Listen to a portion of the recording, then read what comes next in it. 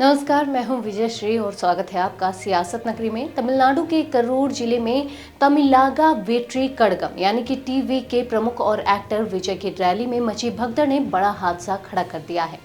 इस दुर्घटना में 40 लोगों की जान चली गई, जबकि करीब 100 लोग घायल बताए जा रहे हैं।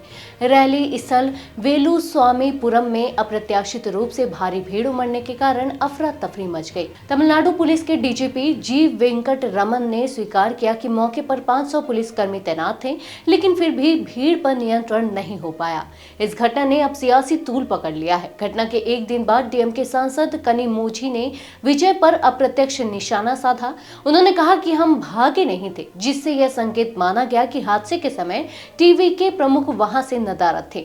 हालांकि कनिमोझी ने यह भी कहा कि किसी पर आरोप लगाना असंवेदनशील है और एक आयोग बनाया गया है, इसलिए जांच की जिम्मेदारी उसी पर छोड़नी चाहिए। वहीं दूसरी ओर टीवीके ने डीएमके पर गंभीर आरोप लगाए हैं। पार्टी की कानूनी शाखा के स्टेट कोऑर्डिनेटर अरिवाजगन ने कहा कि यह कोई साधारण हादसा नहीं, बल्कि एक आपराधिक साजिश है। उन्होंने मद्रास हाईकोर्ट में याचिका दाखिल की है, जिसमें विशेष जांच दल यानी कि एसआईटी गठित करने या फिर मामले को सीबीआई को सौंपने की मांग की गई है।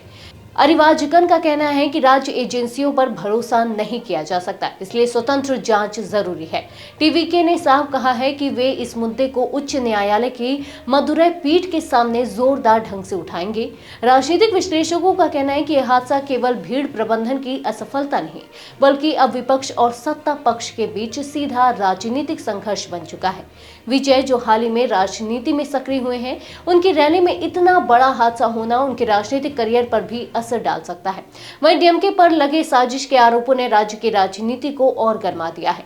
इस बीच मृतकों के परिवारों को मुआवजा देने और घायलों के इलाज की व्यवस्था की घोषणा की गई है, लेकिन सवाल ये उठ रहा है कि आखिर सुरक्षा व्यवस्था के बावजूद इतनी बड़ी संख्या में मौतें कैसे हो गई। विपक्ष इस मुद्दे को आने वाले चुनावी माहौल में और जोरदार ढंग से उठाने की तैयारी में है।